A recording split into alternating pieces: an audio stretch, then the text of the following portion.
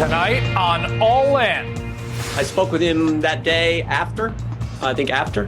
I don't know if I spoke with him in the morning or not. I just don't know. He's a material witness with nothing to hide. I've been clear all along. I've got nothing to hide. I've been straightforward all along. Tonight, as the committee prepares a public phase, why Jim Jordan is having second thoughts and what the committee is prepared to do about it with Congressman Adam Schiff. Then, can the law that crippled the KKK hold the Proud Boys accountable for January 6th? The Attorney General of Washington, D.C. joins me on his lawsuit. Plus, he could be America's least responsible senator, and he's running for re-election. Could the mass vaccination into the pandemic, could that be driving these variants? All that and the frontline Omicron challenges that are not getting enough attention when All In starts right now.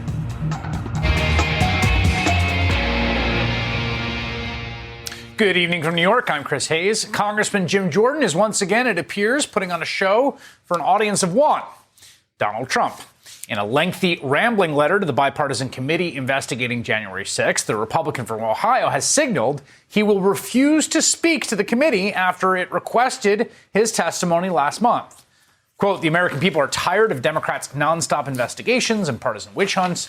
This request is far outside the bounds of any legislative inquiry, violated core constitutional principles, and would serve to further erode legislative norms. Jordan, I should note, served as the top Republican on the House Oversight Committee during the Benghazi investigations, one of the many committees that was part of the nonstop, you might even call partisan witch hunts that ran for more than 2 years. But this letter marks a much different position for Congressman Jordan, crucially, who said multiple times last year he had nothing to hide from the committee, including during a hearing of the House Rules Committee last October. Are you willing to tell the Select Committee what you know about events leading up to, during? I've been clear all along. I've got nothing to hide. I've been straightforward all along. Now, it's worth mentioning that Jordan probably does have something to hide, or at least looks likely that he does. Remember, House Minority Leader Kevin McCarthy originally wanted Jordan himself to serve on the January 6th committee, named him to the committee, and then Speaker of the House Nancy Pelosi basically said no way and vetoed it. Shortly thereafter, Republican Congresswoman Liz Cheney of Wyoming, the vice chair of that committee, called Jordan a, quote, material witness to its investigation. And Jordan has mentioned on multiple occasions that he spoke to Donald Trump on January 6th, though he refuses to discuss when exactly those conversations took place. Here is how he responded back in July when asked about them. Yes or no, did you speak with President Trump on January 6th? Yeah, I mean, I spoke with the president last week. I speak with the president all the time. I spoke with him on January 6th. I mean, I talk with President Trump all the time, and that's I don't think that's unusual. I would expect members of Congress to talk with the president of the United States when they're trying to get done the things they told the voters in their district to do. I'm actually kind of amazed sometimes that people keep asking this. But of course, I talk to the president all the time. I talked to him, like I said, I talked with him last week. On January 6th, did you speak with him before, during, or after the Capitol was attacked? I'd have to go. I spoke with him that day after. I think after.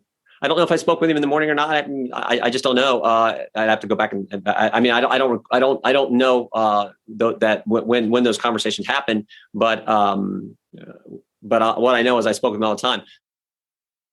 Well, I'm convinced. Are you? Now, that's probably not the only reason Jordan will not comply with the committee. We now know that Congressman Jordan was also forwarding along messages to then Trump Chief of Staff Mark Meadows and his former House buddy on how to overthrow the election in the days before the insurrection.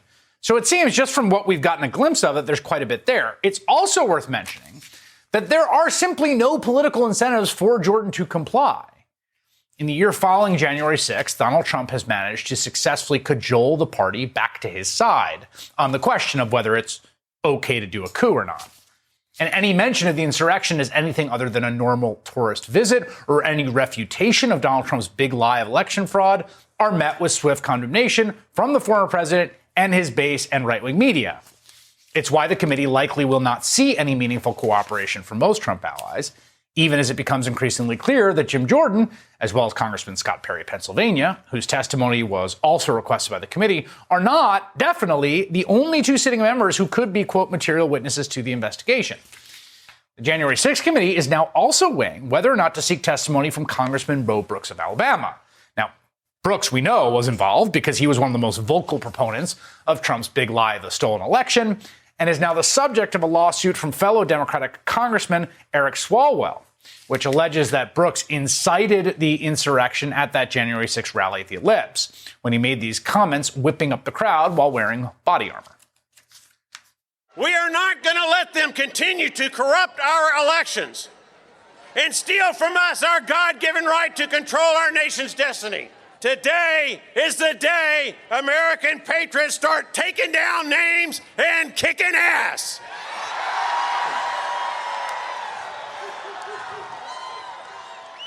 Now, our ancestors sacrificed their blood, their sweat, their tears, their fortunes, and sometimes their lives to give us, their descendants, an America that is the greatest nation in world history.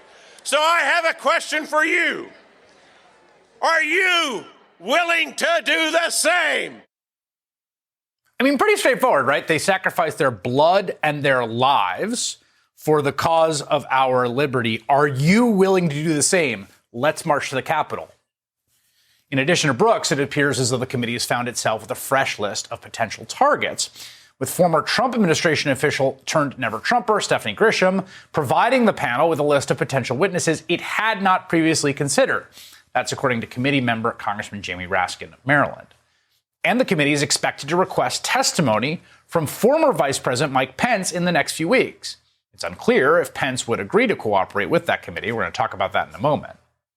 But it does seem very unlikely that Brooks or other close Trump allies will cooperate. The simple truth that Joe Biden whooped Donald Trump in a free and fair election that wasn't, in the words of Mitch McConnell, particularly close, that simple fact, that's just a statement of the world, has been rendered an unutterable heresy by Trump. The former president will not accept even the most basic acknowledgement that he lost the election, or that he attempted a coup, or that the deadly insurrection was the logical conclusion of his own lies about the election. You can't say any of that. Case in point yesterday, Senator Mike Rounds, conservative Republican from South Dakota, not a squish, not a rhino, made this just obviously true factual statement on television. As a part of our due diligence, we looked at over 60 different accusations made in multiple states. While there were some irregularities, there were none of the irregularities which would have risen to the point where they would have changed the vote outcome in a single state. The election was fair as we've seen. We simply did not win the election as Republicans for the presidency. Now, it should come as zero surprise. Donald Trump did not react well to that, and we knew it was coming. In one of his non-tweet statements, he has to email a journalist since he's been banned from Twitter. Trump came off as, unhinged. I'll quote for you. Senator, in quotation marks, Mike Rounds of the great state of South Dakota just went woke on the fraudulent presidential election of 2020. Boy, if there's someone who conjures the image of woke, it's Mike Rounds. Going on to ask, quote, is he crazy or just stupid? Declaring, quote, he is a weak and ineffective leader. I hereby firmly pledge that he will never receive my capital E endorsement again. Now, Senator Rounds doesn't really need his endorsement, at least in the near future. He's not up for re-election for another 4 years. Seems unlikely he will lose his seat over the controversy.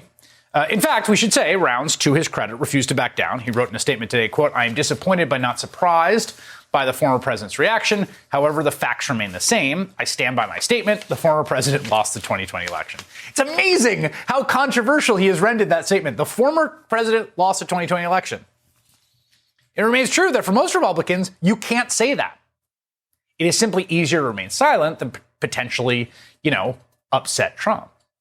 Only Senator Mitt Romney of Utah, frequent Republican critic of Trump, voted for the impeachment, came to Rounds' defense. He tweeted a list of other Republicans who had previously said the simple, plain fact that Joe Biden won the election. Something Republicans in question probably wish Romney hadn't done, right? Because, again, that is a heresy. You're not allowed to say it. They might incur an unendorsement of their own from the former president.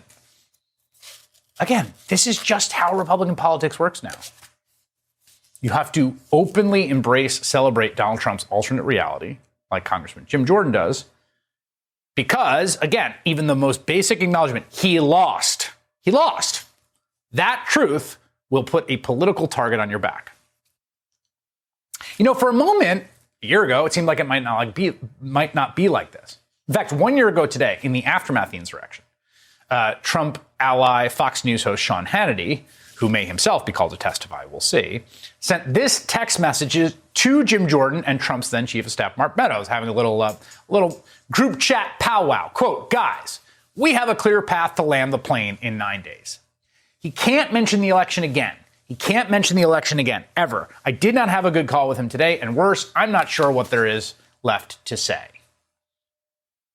For a second there, it seemed like Hannity and Jordan and Meadows, maybe, the Republican Party understood that you can't just continue to lie about an election that you lost. It looks pathetic and weak and deranged. And lying about it was not a coherent political strategy for the future. But then all those people paid no apparent political cost for continuing to lie, including Donald Trump. Donald Trump mentions the election every day. He was right on that. Hannity was wrong. And Trump has only become further entrenched in his stated belief that he won it.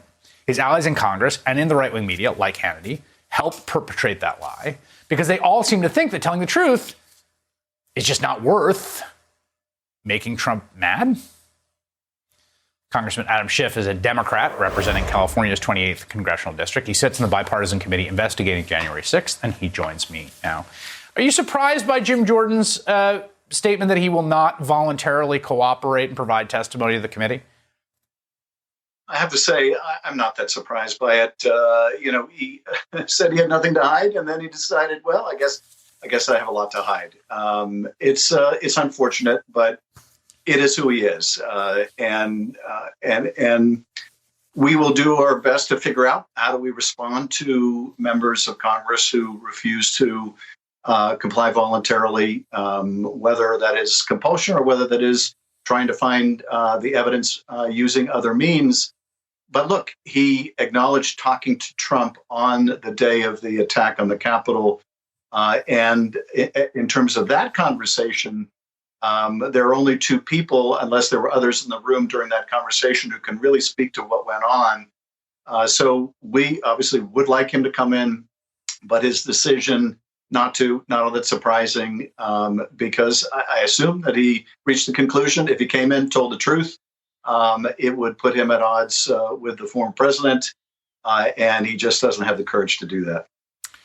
I want you to respond to the accusation that's leveled by Jordan and others that this is a violation of legislative norms by asking for voluntary cooperation from fellow members of Congress in the course of an inquiry, that's reckless and beyond the pale, and you've crossed some threshold that you're going to regret crossing.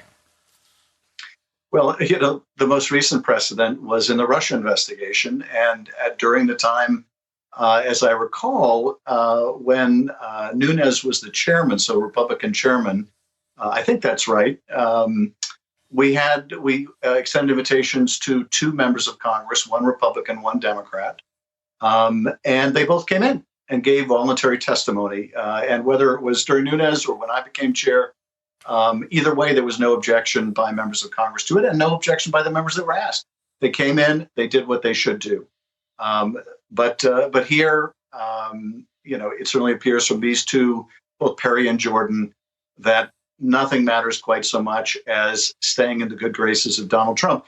And Chris, I have to say, watching those clips and reading Senator Round's statement, and see him refer to the facts of the election and refer to them not in a gaslighting way, you find yourself, just pleased and admiring that someone would speak the plain truth.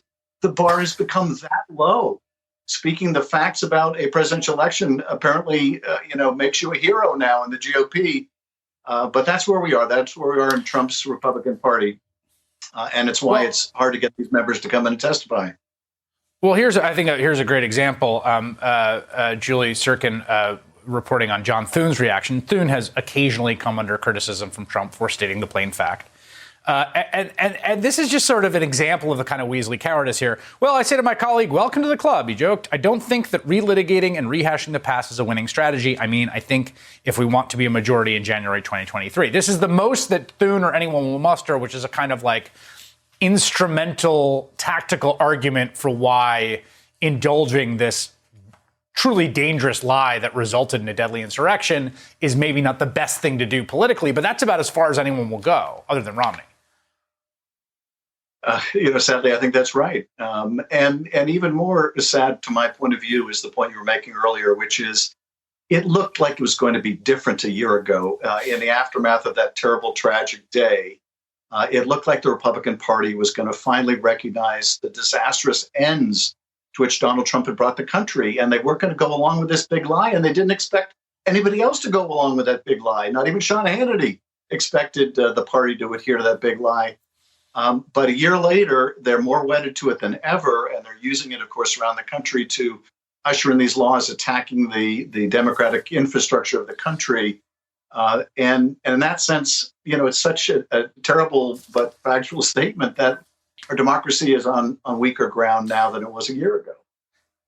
Let me ask you about Vice President Mike Pence. There's been a lot of reporting about this. There's a New York Times story today. I'll read you the headline. Pence and January 6th committee engage in high-stakes dance over testimony, and I'll read you a portion of this. Mr. Pence, they said, these are sources around, I guess, the ex-vice president, has grown annoyed. The committee is publicly signaling it has secured a greater degree of cooperation from his top aides than it actually has, something he sees as part of a pattern of Democrats trying to turn his team against Mr. Trump. Is that what you were engaged in? No, we just like him to come in and share with us what he knows, and I hope that he will. I'm sure that he is weighing that same calculus that Jim Jordan and others have weighed, but I would hope that he would show greater patriotism than we see from someone like Jim Jordan. He knows what's right for the country. He knows what happened in the election. He knows the pressure campaign he was under, and he knows he could do a service to the country by talking about it. But he also knows that there's a political cost that will come with that. I hope he makes the right decision. That's all we can hope for. But in terms of how much cooperation or non-cooperation we're getting from people around him, I'm not going to comment on that. All I can say is that the vice president has very material testimony, and we hope he'll do the right thing. Congressman, when I was about 14, 15 years old, as a 5'5" backup JV point guard, I had a moment when I realized I was not going to be an NBA player, and it was actually liberating for what I was able to do with the rest of my life after that. And I think Mike Pence could have that moment with the presidency of the United States. It might be good for everyone. Congressman Adam Schiff, thank you very much for your time. Thanks, Chris. Next, the D.C. Attorney General suing the Proud Boys and Oath Keepers using a law originally written to take down the KKK. Why a Civil War-era law, which is recently used in Charlottesville, could put these groups out of business after this. Roseanne Boyland was 34 when she died at the Capitol on January 6. 3 days later, I learned she was from my hometown. From MSNBC, I'm Ayman Mohyeldin, and this is American Radical, the story of how one woman became a foot soldier in one of the most dangerous movements in America. It happened so quickly, just going from being a totally apolitical person to dying for Trump on January 6. American Radical, the newest MSNBC original podcast series. Search for American Radical wherever you're listening and follow.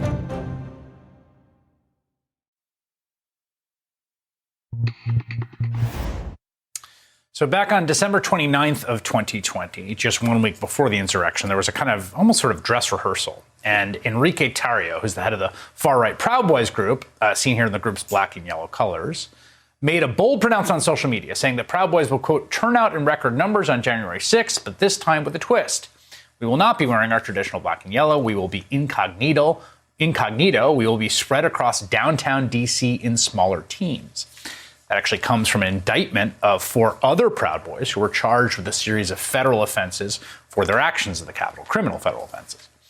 Now, by all accounts, a lot of the Proud Boys listened, and they showed up at the Capitol that day. Here is Proud Boy Dominic Pezzola using a police shield to smash in one of the very first windows of the Capitol to be broken. They were kind of a vanguard here, really at the beginning of the group.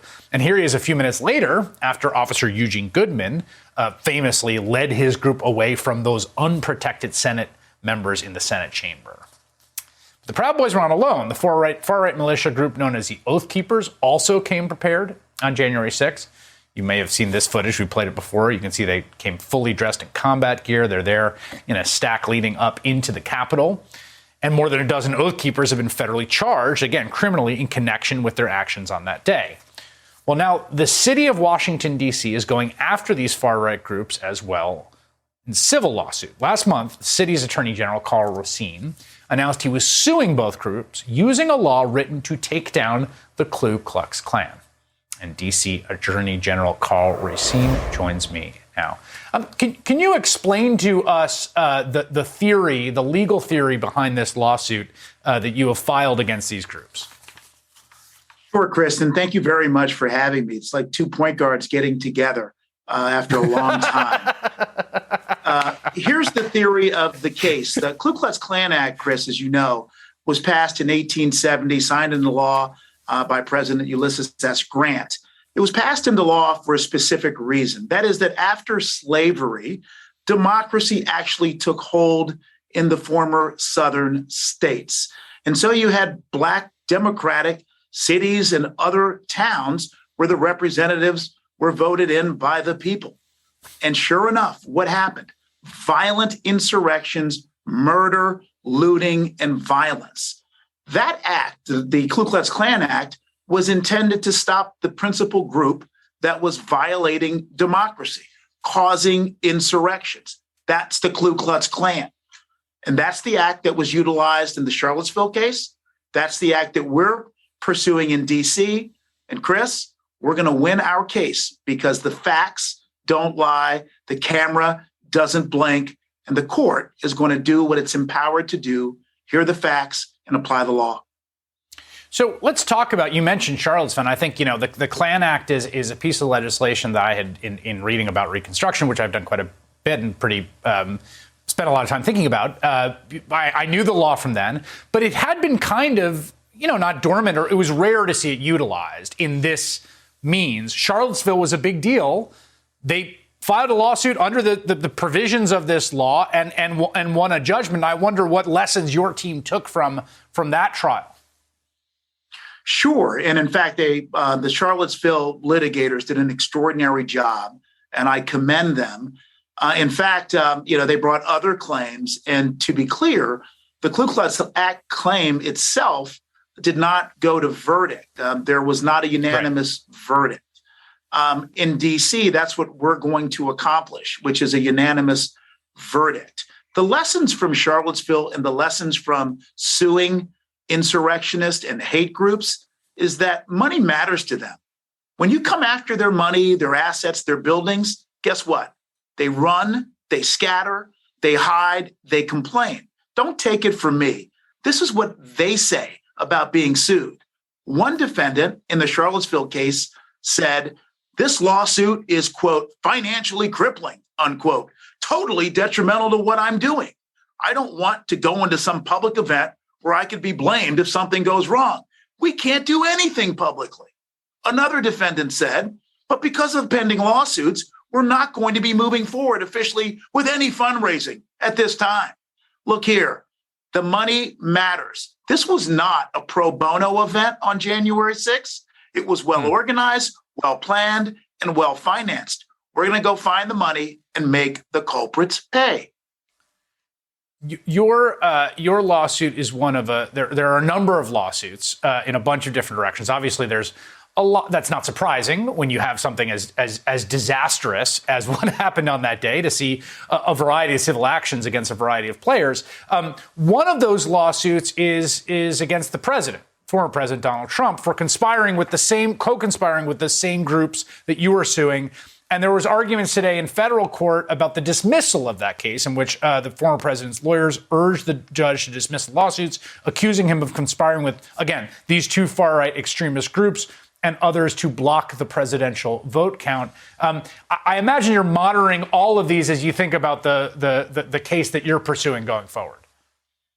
We're working with the Anti-Defamation League. We're working with States United, have two great law firms, Deckard and Paul Weiss. We're watching everything. And people might ask, why aren't you suing the former president? Here's the deal. We're suing in this phase of our litigation the individuals and entities that organized, planned, and participated in the insurrection. We're also looking at all the evidence being developed by the excellent job that the January 6th subcommittee is doing, and frankly, by the very good job that the Department of Justice is doing in bringing cases. Hey, Chris, On December 22nd of last year, just 2.5 weeks ago, a gentleman named Matthew Green, a leader of the Proud Boys, pled guilty to conspiring to plan, organize, and to participating in the insurrection. That is every essential element of our case. Again, we're going to win this suit, and our investigation continues. All right. D.C. Attorney General Karl Racine, thank you very much. Thank you, Chris. Still ahead, the COVID-denying, vaccine fear-mongering, January 6th defending senator from Wisconsin announces he's running for re-election. But why that could be great news for Democrats after this.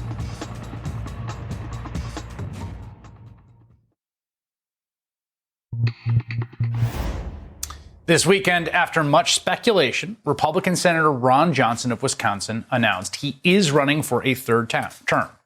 He announced this to the people of Wisconsin via, of course, an opinion piece in the Wall Street Journal. In it, Johnson admits he's breaking his promise that his re-election campaign in 2016 would be his last. The reason, he did not anticipate Democrats, quote, taking over the government or their disastrous policies. He also notes there will be a massive effort to try to, quote, destroy and defeat him. And on the latter point, Senator Johnson is definitely right. With this announcement, he has rocketed to the top of Democrats' list of Senate targets this year. Because Ron Johnson is essentially in a category of his own. I mean, his positions are so odious, he's so trollish, so far right and pro-MAGA, but he comes from a state that doesn't line up with all of that. I mean, he's not from a plus 30 Trump state. Wisconsin has voted for the Democratic candidate for president in 8 of the past 9 elections.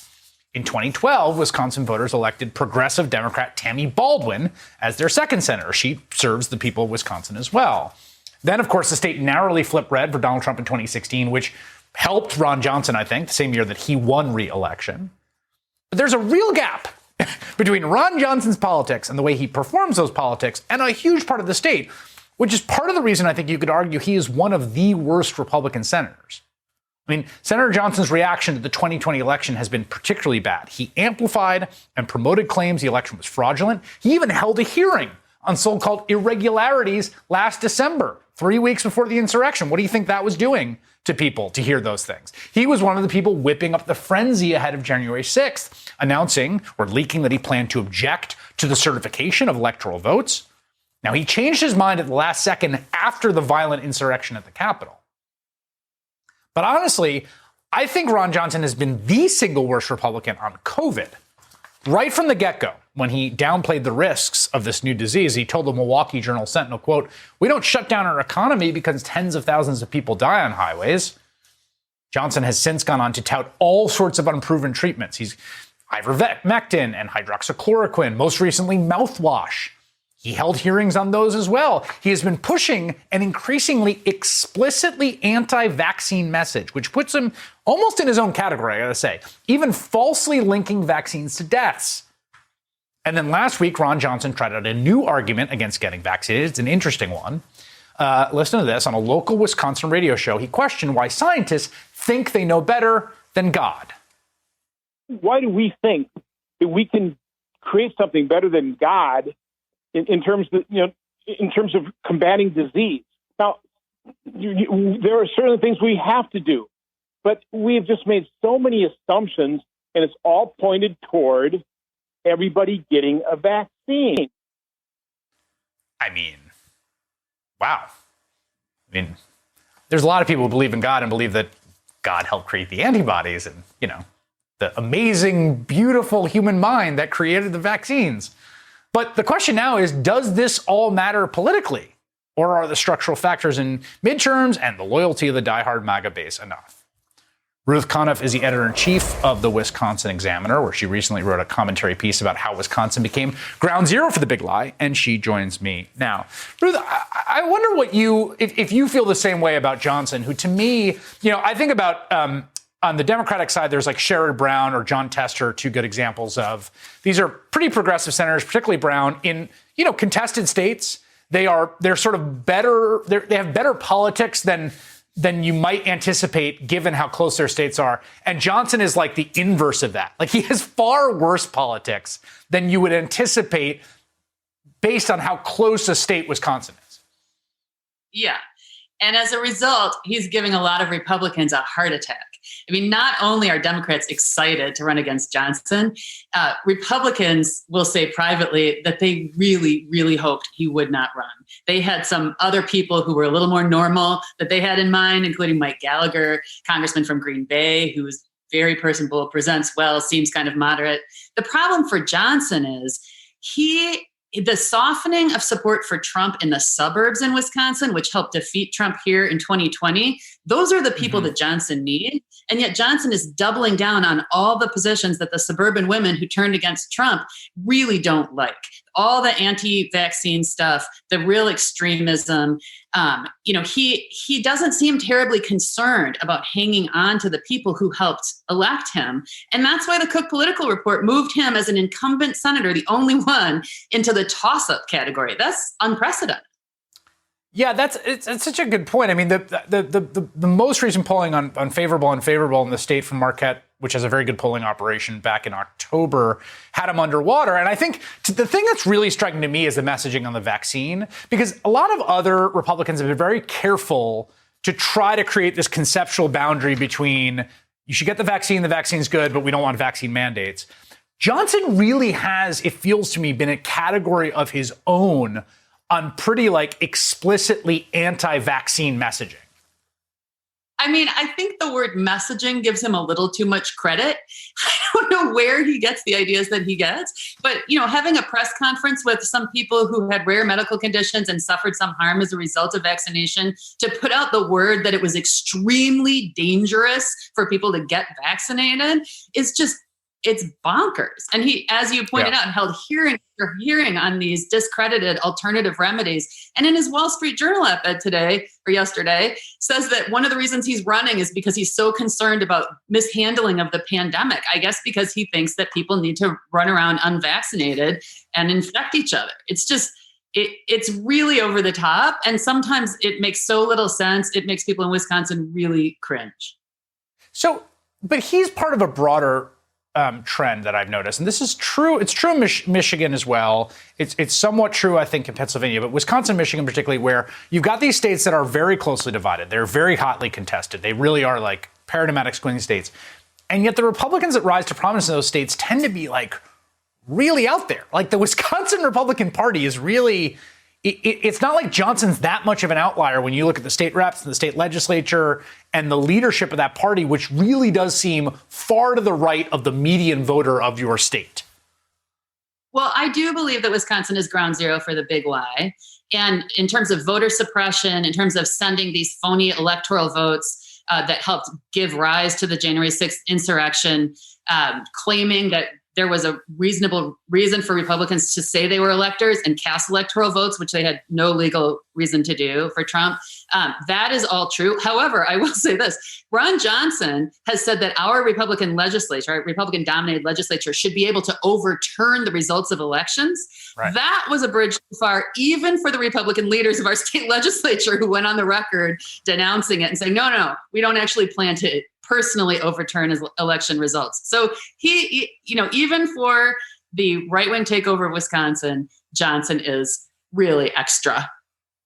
All right. Well, there's going to be a primary on the Democratic side. There's a few good candidates. We'll be following this race closely. We'll have you back to talk about it. Ruth Conniff, thank you so much. Thanks for having me. Coming up, the public health emergency lurking underneath Omicron, why one ER doctor is sounding the alarm. Just ahead.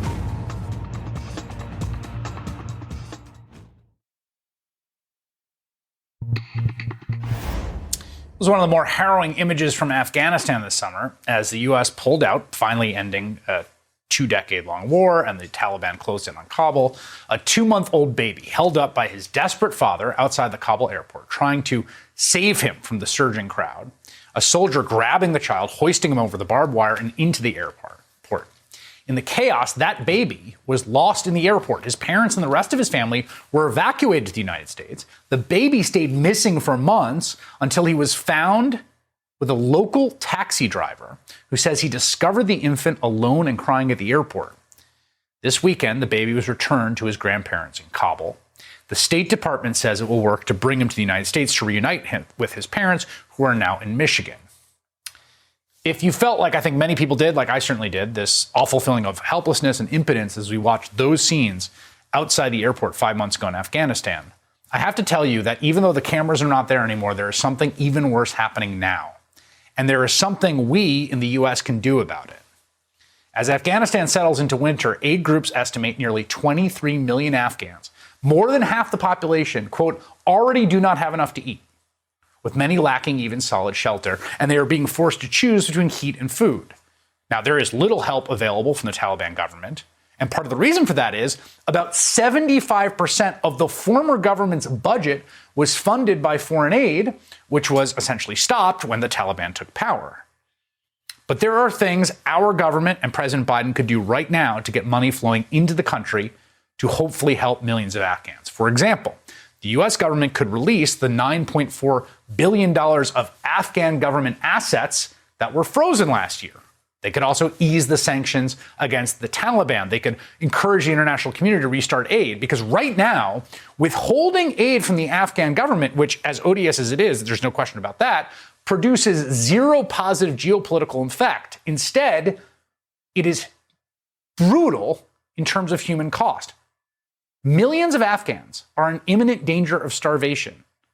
There is something that we can do to help. The Biden administration can change its current cruel, indefensible, and horrific posture tomorrow if they want to. Release the money and get aid flowing. Americans need to make their voices heard in the same way they demanded evacuations for our allies during the war when all the media was covering it and all the eyes of the world were focused on it.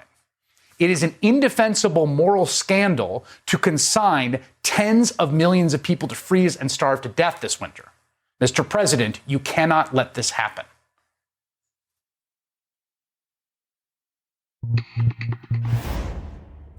Right now, the Omicron coronavirus variant is spreading through the U.S. with unprecedented speed. We've never seen anything this contagious in the span of this pandemic. Today, there are over 1 million new cases counted. Unofficial totals likely even higher than that, way higher probably. More worrisome than cases is that in major cities like New York, D.C., and Chicago, hospitalization rates are now exceeding what they were last winter when the vaccine was not widely available. Nearly 67% of the eligible U.S. population is fully vaccinated. But when you have a highly contagious variant and millions of unvaccinated people, that means a lot of people are going to end up hospitalized. As emergency room Dr. Craig Spencer writes in the New York Times, quote, this influx of coronavirus positive patients is also creating another source of infection for healthcare workers who are being sidelined in numbers I've never seen before. The domino effect will affect all levels of the healthcare system, from short-staffed nursing homes to ambulances taking longer to respond to 911 calls. Dr. Craig Spencer is an emergency room physician, director of global health in emergency medicine at Columbia University Medical Center, and Dr. Megan Ranney is also an emergency room physician and the academic dean for the Brown University School of Public Health, and they both join me now. It's great to have you both. First, let's just start. Dr. Spencer, I'll start with you, and Dr. Ranney, I'll go to you, just because you are practitioners. What emergency rooms look like right now amidst this Omicron surge? Well, I do think it's important to stress the fact that this is not March 2020, right? We have treatments and tools and experience to lower the mortality for COVID patients, regardless of the variant. That is great news for doctors like myself and Dr. Ranney and nurses and everyone else that was on the front lines throughout this pandemic. But the problem is that we're seeing this cascading effect of so many patients, providers that have left, providers that are getting infected, that right now we just don't have enough providers or beds to take care of the patients that are streaming into our EDs, not just from COVID, but from non-COVID illness as well. Yeah, Dr. Ranney, is that I've read about, that you've got staffing shortages in healthcare, which we see shortages in a lot of places, particularly acute in healthcare. That was true even in the fall before Omicron, and talking to the doctors that I know and interact with. And now that's being exacerbated by doctors catching Omicron and having to quarantine and stretching staffing levels very, very thin.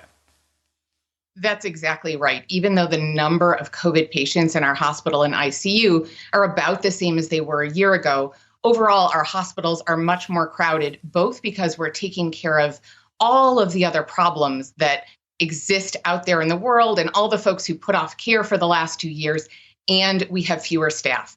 Healthcare has been affected by the Great Resignation as much as anyone else, and perhaps more so, because the effect of this COVID wave is not just this COVID wave, it is the multiplicative effect of COVID wave after COVID wave after COVID wave, with no change in the underlying systemic conditions that are burning out our healthcare workers, causing moral injury, and hurting hospitals and systems across the country. I really can't describe, Chris, how tough it is in emergency departments right now, particularly across the Northeast, but also other places that have COVID surges. We have wait times that are through the roof.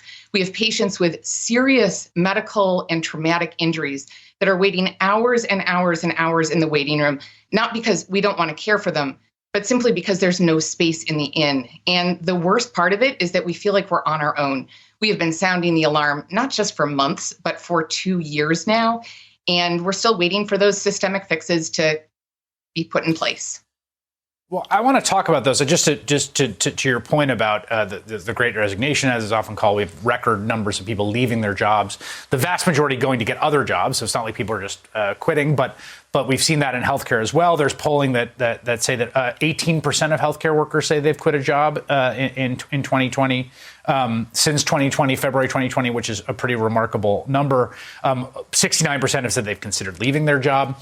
So I want to talk about the math of Omicron and what it's doing to hospitals and then the fixes. So let me first go to the math, Dr. Spencer.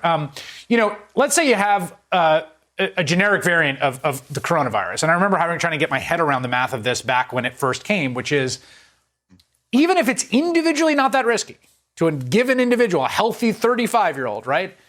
If it's really transmissible, you're going to get in the aggregate a large number. And we're seeing this with Omicron. It's like, just to do back of the envelope, it's like it could be a tenth, 1/10 is dangerous to folks, particularly with an immunity wall of vaccines and previous infections. If it's 10 times as transmissible, you literally are going to have the same aggregate amount of people coming into your hospital system, even though individuals are looking at it and saying, well, it's 90% less of a risk for me. And it's hard to deal with that, I think, in the sort of social, cultural, political context, and then when you look at what's happening in your hospitals. Absolutely. What we know is the data suggests that Omicron is about half as severe in terms of creating hospitalizations and those bad outcomes as Delta. It's milder, but not mild, especially because it looks like it can transmit at 2 to 4 to maybe 6 times the rate of previous variants, meaning that may wash away any potential benefit of it being milder. Yeah. The point is that it's happening. It's all happening now at once so quickly in places that are already overburdened that we just don't have the wiggle room in people, in providers, in space. And that is what the big concern is. Such a condensed time frame, even if milder, it's not mild. Get vaccinated. That is the one thing that can change the calculus for an individual and for all of us. Yeah, so the vaccination and boosting is key. But Dr. Rani, like when you talk about systemic fixes, it's like first there's the short term of what are interventions that can be done to stop hospital systems from being overwhelmed, and then broader, what do you mean by systemic fix?